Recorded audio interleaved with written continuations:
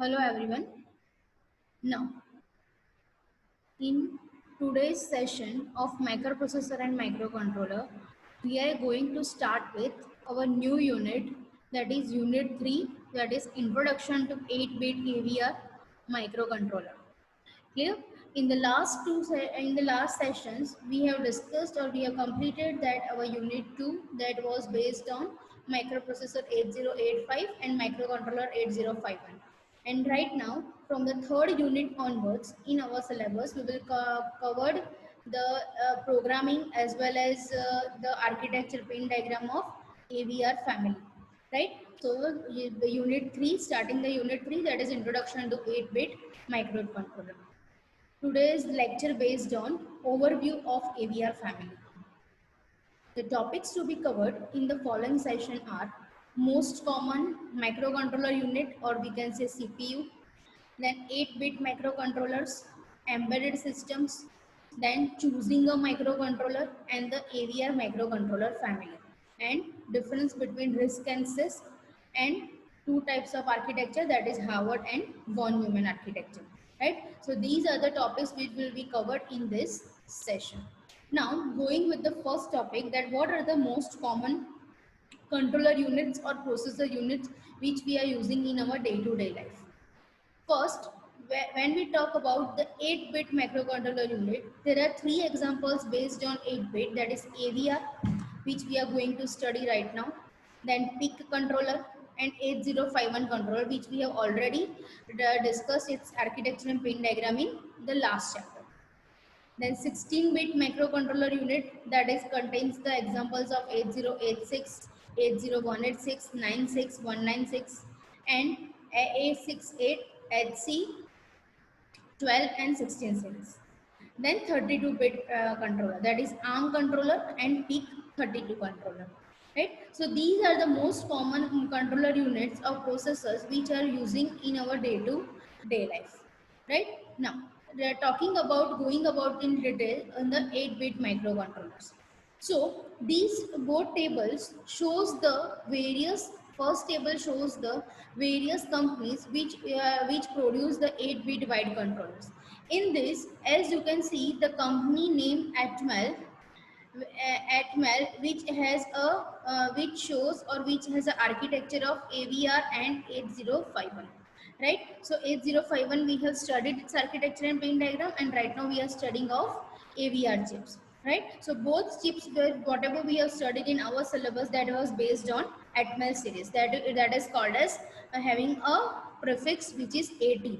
Then microchip, then PIC, then Intel also have 8051, Philips also have 8051, Dallas also have 8051. So based on this, there is a microcontroller various list which we are using in our day-to-day life.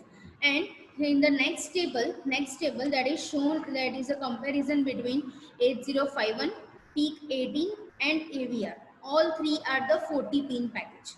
Right? So the different features through which we are comparing, that is program ROM, what is the ROM space, what is the data RAM space, what is EEPROM for storing program, what are timers, and how many IO pins. So for talking about the 8052, it will have a ROM of 8K, then PIC 32K and ATmega 32, which we are going to study in our syllabus, that is ATmega 32 of AVR series.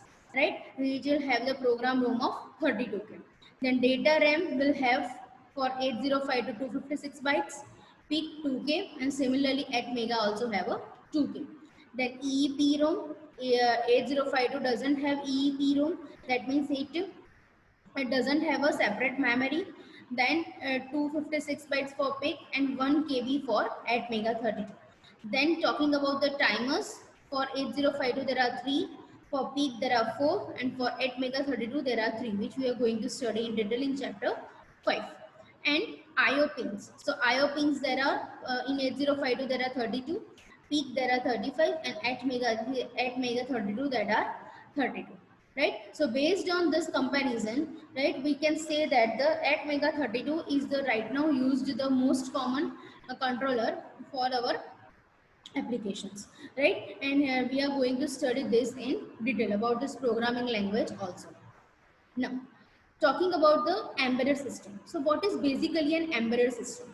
So an embedded system is controlled by its own internal microprocessor or controller opposed by an external controller. So as we talk about an embedded system, there are various examples, right? Let's say if we talk about an mobile. So mobile itself is an embedded system, right? It itself has a microprocessor in it, right? And we can connect the memory or as well as external controller from the external device, that is pen drive, or you can say SD card, right? That is nothing but your embedded system. So a PC is connected to various products such as keyboard, printer, modem, disk controller, sound card, CD-ROM driver, mouse, and so on. So a PC is a microprocessor which is controlled by its own embedded system, and the various embedded products such as this hardware products such as keyboard, printer, modem are all controlled or are connected externally with the that PC. A printer gets data and prints it. A mouse takes coordinates and sends it to PC. So individually you can see that a keyboard is individually an embedded system. A printer is individually an embedded system, right? But together whole forms with the connect with the PC will whole form an application. Clear? Now, what are the various embedded products which we see in our day-to-day life? So when we talk about computing side, then it is a PC, notebook, laptop, storage, color printer, laser printer, modem, cable modem, copier, scanner, and digital camera. These are the various examples based on the title computing. Then when we talk about antique cars, then what are the different embedded products in cars? That is anti-lock brakes, airbags, engine control, transmission control, climate control, collision avoidance, navigation, trip computer, instrumentation, and keyless entry. So all these are the various embedded programs which are connected externally with the main call, which is called as car, right? So these are the basic parts which we saw, which we also called as embedded products. Then when we talk about communication, then wireline phones, cellular phones, that is mobile phones, PDA, then pager, fax machine, and intercom, right? So these are the various products which are comes under the communication box. Then when we talk about the cards, then the banking cards, our ATM cards, electronic purse, social security, that is our digital signature, and last, that is tools. Then talking about consumer side, so VCR, CD, video games, DVD, stereo, smoke alarm, camera, remote control, garage door opener, security system, etc., etc. Right? So these are the various embedded programs comes under the consumers. Then again, that is toys, answering machine, cam recorder, musical instruments, sewing machine, and exercise equipment. And talking about connectivity for cable TV, cable modem, router, and hub. So these are the basically individual embedded system which connect with each other and form a whole product. Now, how to choose a microcontroller? These already we have discussed in our second unit, right? But there are various criteria in a single terms which we need to use. First, the criteria, that is speed. So what is the highest speed of microcontroller supports, right? Means at which frequency that particular controller or processor is running, right? Or oscillates or operates, right? So first, that is a speed. So while choosing a microcontroller, what you need to say is first, that is speed, right? So that the task can be done or run properly.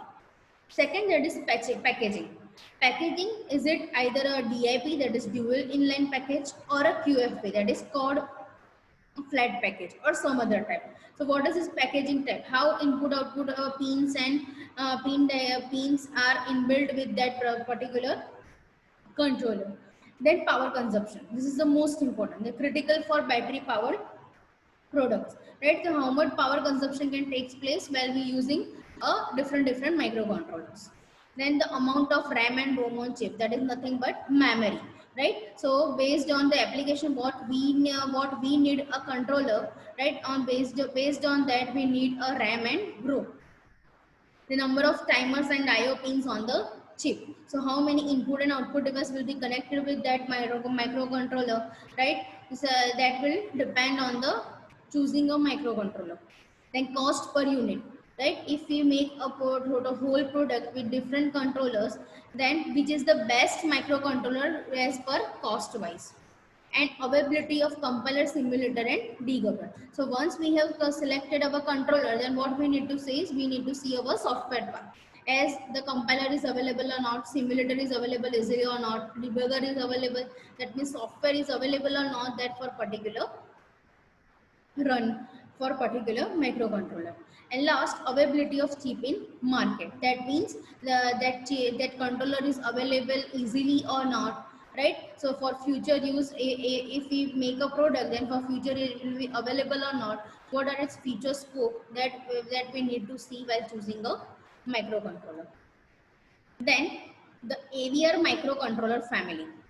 So, the basic architecture of AVR was designed by two students of Norway Institute of Technology, that is NTH, Elf Egelbogen and Vegard Boland, and then was bought and developed by Atmel in 1996. So, these two students have designed the AVR first chip, and then it was developed by Atmel. The AVR stands for Advanced Virtual RISC, which is its actual name based on its processing part, or based on these two students' name, that is Alf and Vegard, and last, that is it follows the RISC architecture, so it is called as RISC. Right? RISC stands for Reduced Instruction Set Computers, which we will see in the next slide. Right? So the AVR full form, that is Advanced Virtual RISC, or based on the name of two students, that is Alf and Vegard RISC. The AVR is an 8-bit RISC single chip controller with Harvard architecture. So these two are the basic features of any AVR controller. That is, it is a 8-bit. It will be a 8-bit RISC, and second, it will follow a Harvard architecture. That means it will have a separate data memory and program memory, and it will be separated with the help of two separate buses. Then, moving on to the discussion with CISC and RISC. So, first, what is CISC? The full form of CISC, that is Complex Instruction Set Computers.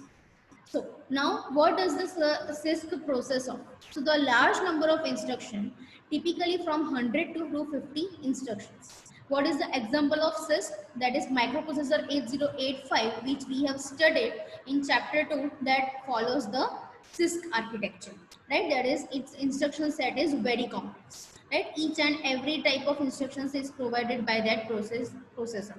Some instructions that perform specialized tasks and are used infrequently, right? So there are various instructions in that particular microprocessor 8085 which have a specialized task, and it cannot be used as a it cannot be used frequently.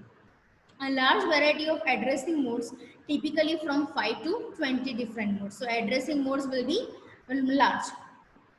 And last, that is most important, that is variable length instruction formats. That means all the instructions will have a, either it will be a running on 1 machine cycle, 2 machine cycle, 3 machine cycle, or a 4 machine cycle, right? So it will each and every instruction will have a variable length form, right? Then going to a second type of architecture, that is called as RISC, and which our AVR as well as 8051 includes. So that RISC stands for Reduced Instruction Set Computers. So what is the difference between CISC and RISC? So in RISC, it will have a relatively fewer instructions compared to CISC, then relatively fewer addressing modes again compared to CISC, and last, fixed length, easily decoded instruction format. So all the instructions which we'll be using in RISC, there are, as we have discussed, that is will be reduced, so the instruction set will be less. So as the instruction less will be less, it will be almost have a fixed length up to either one machine cycle or a 2 machine cycles. Clear? Right? It will not vary from instruction to instruction. Now, last, that is two types of architecture does every controller or microcontroller will follow. The first, that is Harvard architecture, and second, that is von Neumann architecture. So our 8085 will follow a von Neumann architecture processor, whereas 8051 as well as the AVR which we are going to study, they follow the Harvard architecture. Now what is the basic difference between von Neumann architecture and Harvard architecture, we will see in following slide.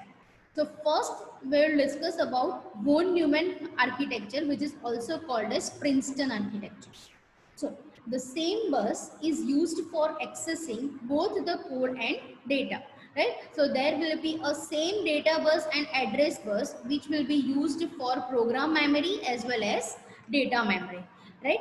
Pentium processor is based on von Neumann architecture, right? So Pentium processors, that is our Intel Core, right? That is fifth generation processor. They're based on von Neumann architecture.